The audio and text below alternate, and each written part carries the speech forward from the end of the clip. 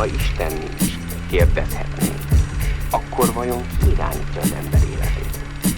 És általában a földi eseményeket. Maga az ember irányítja, mondhatnánk.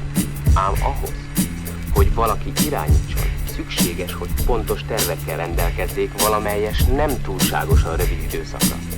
Nod, hogyan irányíthatja az ember a földi dolgokat, ha még nevetségesen rövid időre, mondjuk egy 1000 évre sem készíthet tervet? Sőt, tudjuk, saját holnapjáért sem kedeskedhet.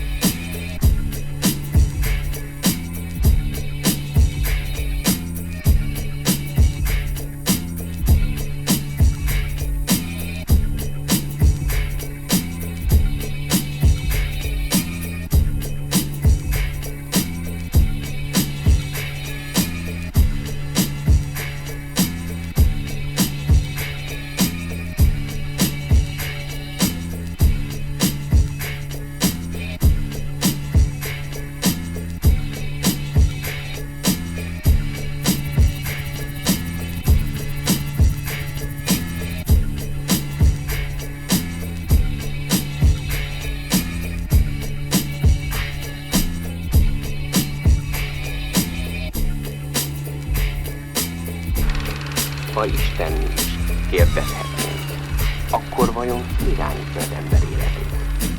És általában a földi eseményeket. Maga az ember irányítja, mondhatnánk. Ám ahhoz, hogy valaki irányítson, szükséges, hogy pontos tervekkel rendelkezzék valamelyes nem túlságosan rövid időszakra. Nod, hogyan irányíthatja az ember a földi dolgokat, ha még nevetségesen rövid időre, mondjuk egy 1000 évre sem készíthet tervet? Sőt, tudjuk, saját holnapjáért sem kedeskedhet.